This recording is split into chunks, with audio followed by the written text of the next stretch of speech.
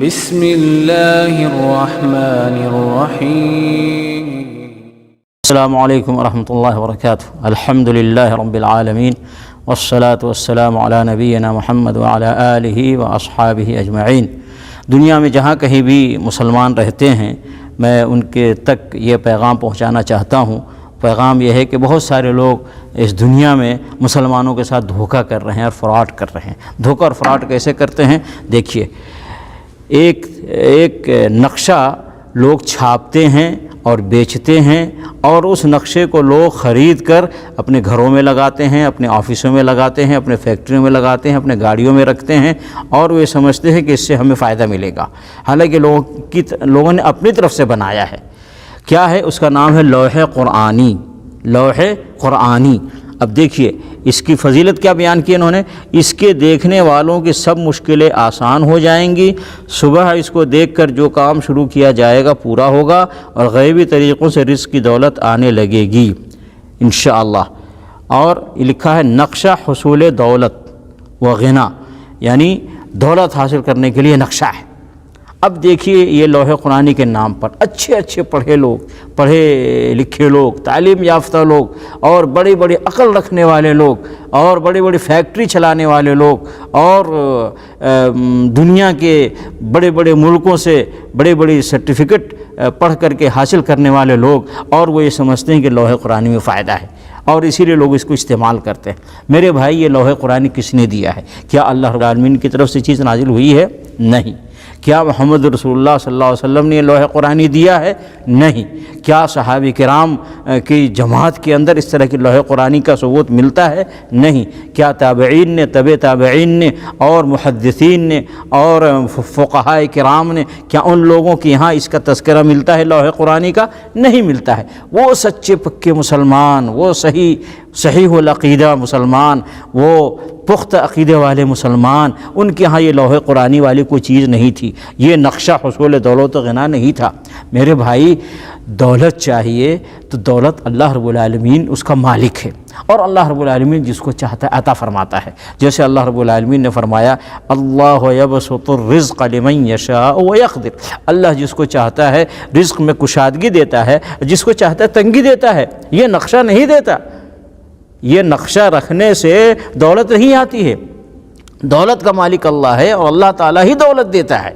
اور اسی طریقے سے اللہ رب العالمین نے فرمایا ایک دوسری جگہ اللہ یرزق من یشاء بغیر حساب، اللہ جس کو چاہتا ہے بے حساب رزق دیتا ہے۔ تو رزق کا مالک اللہ رب العالمین ہے۔ اللہ رب العالمین اپنے حکمت سے، اپنے عدل سے کسی کو چاہتا ہے زیادہ رزق دیتا ہے، کسی کو چاہتا ہے تھوڑا دیتا ہے، کسی کو چاہتا ہے بہت تھوڑا دیتا ہے۔ تو رزق کا مالک اللہ ہے، اور اللہ رب العالمین ہی تقسیم کرتا ہے رزق کو بندے کے اندر۔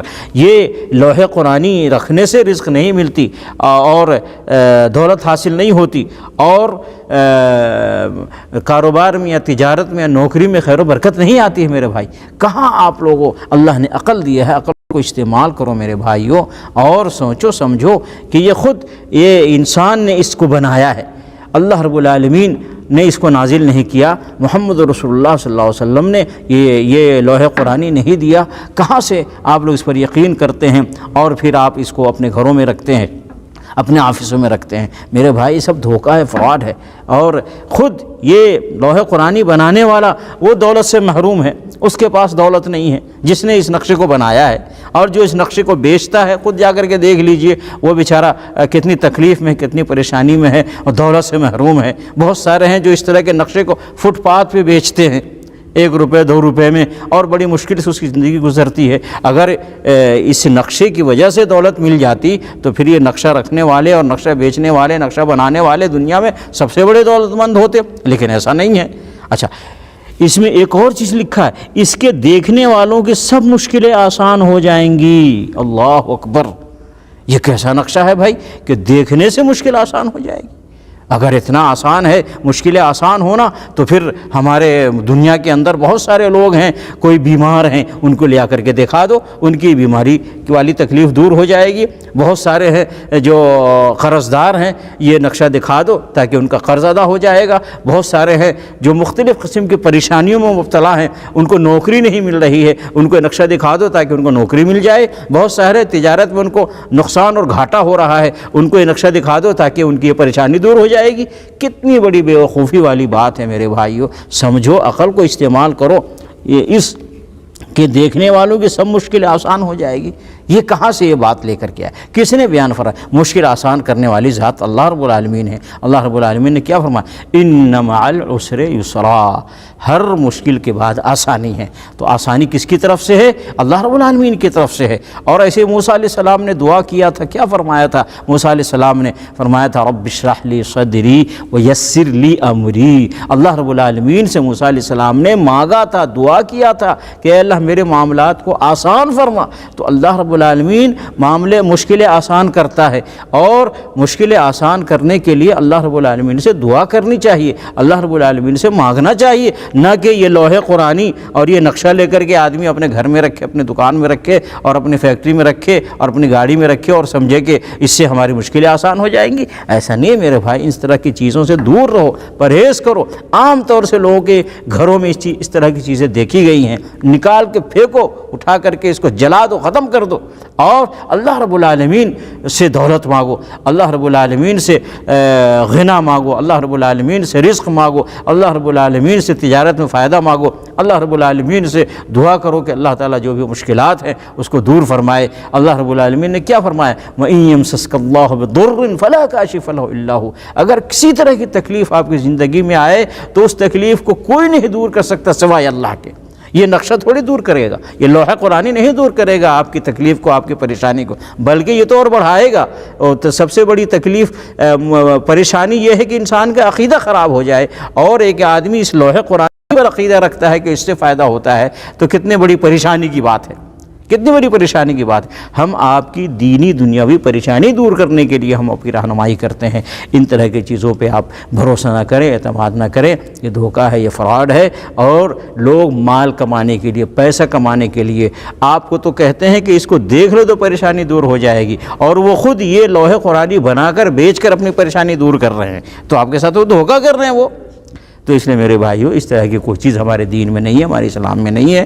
دعا ہے کہ اللہ رب العالمین مسلمانوں کو صحیح بات سمجھ کر اس پر عمل کرنے کی توفیق عطا فرمائے، آمین۔ السلام علیکم ورحمۃ اللہ وبرکاتہ۔ الحمد للہ رب العالمین، والصلاة والسلام علی نبینا محمد وعلی آلہ واصحابہ اجمعین۔ دنیا میں جہاں کہیں بھی میری آواز سن رہے ہیں، میں آپ کے سامنے ایک بات رکھنا چاہتا ہوں۔ عام طور سے ہمارے ملکوں میں اس طرح کا اسٹیکر چلتا ہے، لوگ بناتے ہیں، تیار کرتے ہیں، اور دکانوں میں اس کو بیچتے ہیں۔ اور یہ اسٹیکر کیا ہے؟ حقیقت میں ایک تعویذ ہے، اور اس تعویذ کا مقصد ہے کہ لوگ دکان میں لگائیں، گھروں میں لگائیں، آفسوں میں لگائیں، فیکٹری میں لگائیں۔ اور اس اسٹیکر میں کیا ہے؟ قرآن مجید کی چند صورتیں ہیں اور چند آیتیں ہیں، اور وہ یہ سمجھتے ہیں کہ ان صورتوں کو، ان آیتوں کو اگر دیوار پہ لٹکا دیا جائے تو اس سے خیر و برکت ملے گی اور اس سے بہت بڑا فائدہ ہوگا، جبکہ یہ صحیح نہیں ہے اور یہ درست نہیں ہے۔ کیوں؟ کہ ہمارے دین اسلام میں جو اللہ کے نبی علیہ الصلاۃ نے تعلیمات دیا ہے، تو اس میں یہ ہے کہ قرآن مجید کو گھر میں رکھنے سے فائدہ نہیں ہوتا، قرآن مجید کی صورتوں کو دیواروں پہ لٹکانے سے فائدہ نہیں ہوتا ہے، بلکہ قرآن مجید کو پڑھنے سے فائدہ ہوتا ہے، قرآن مجید کی صورتوں کی تلاوت کرنے سے فائدہ ہوتا ہے، اور اسی قرآن مجید کو سمجھ کر اس پر عمل کرنے سے فائدہ ہوتا ہے۔ لٹکانے سے دیواروں پر یا گھروں میں صورتوں کو یا قرآن مجید کو رکھنے سے کوئی فائدہ نہیں ہوتا، پڑھنے سے فائدہ ہوتا ہے۔ جیسے نبی علیہ الصلوۃ نے فرمایا اقرأوا القرآن فإنه يأتي يوم القیامة شفیعا لأصحابہ، اے لوگو قرآن مجید پڑھو۔ کیوں؟ کہ قرآن مجید جو پڑھے گا قیامت کے دن یہ قرآن اس کے حق میں شفاعت کرے گی۔ تو پتہ یہ چلا قرآن مجید کو پڑھنے سے اس کو فائدہ ملے گا آخرت میں، اور یہ قرآن مجید شفاعت کرے گی۔ صرف قرآن مجید کو کوئی گھر میں رکھ لے یا قرآن مجید کی چند صورتوں کو دیواروں پر لٹکا لے تو اس سے اس کو کوئی فائدہ نہیں ملے گا، نہ دنیا میں نہ آخرت میں۔ ایسے ہی نبی علیہ الصلوۃ نے فرمایا ہے آیت الکرسی کے بارے میں کہ جو آدمی فرض نماز کی بات پڑھے گا تو اس کی ایک فضیلت ہے، اور ایسے ہی جو آدمی سونے سے پہلے پڑھے گا اس کی ایک فضیلت ہے۔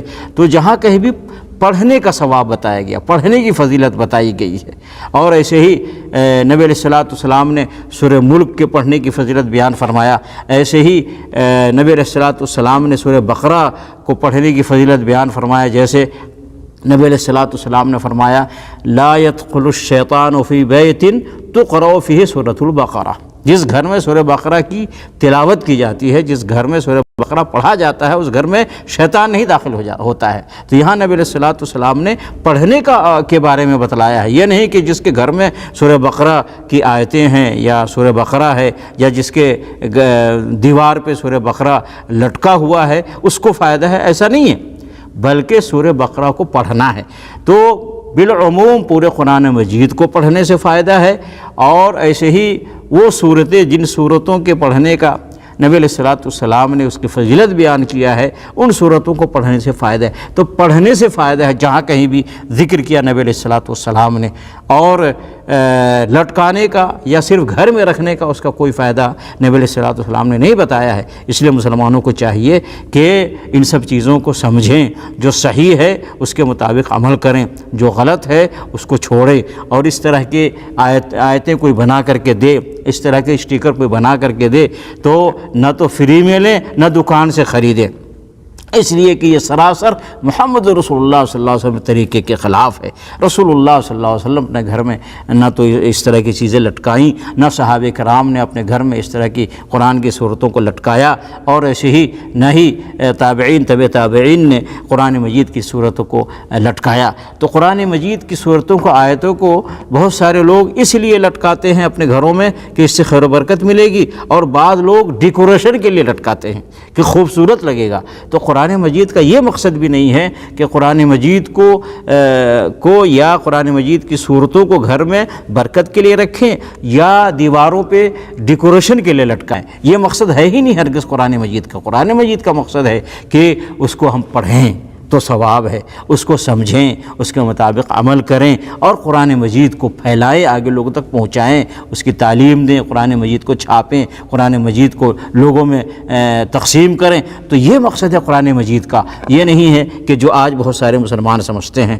ہم یہ چاہتے ہیں کہ مسلمانوں کو، چاہے عورت ہو یا مرد، چاہے امیر ہو یا غریب، وہ رسول اللہ صلی اللہ علیہ وسلم کے تعلیمات کے مطابق قرآن مجید کا حق ادا کریں، اور قرآن مجید سے فائدہ حاصل کریں۔ اس طریقے سے نہ فائدہ حاصل کریں جو یہ دھوکے باز، دھوکہ کرنے والے، فراڈ کرنے والے، اس طرح سے دنیا کمانے والے یہ اسٹیکر بناتے ہیں، چند صورتوں کو لکھ کر کے دیتے ہیں، اور وہ یہ سمجھتے ہیں کہ اس سے فائدہ ہوگا۔ قطعاً فائدہ نہیں ہوگا، بلکہ اس سے نقصان ہوگا، اور نقصان سب سے بڑا عقیدے کا ہے، کیونکہ وہ یہ سمجھتے ہیں کہ اس طرح کی چیزیں لٹکانے سے فائدہ ہوگا۔ یہ عقیدے کی خرابی ہے۔ فائدہ ہوگا جب آپ پڑھیں گے، جب آپ قرآن مجید کے مطابق عمل کریں گے۔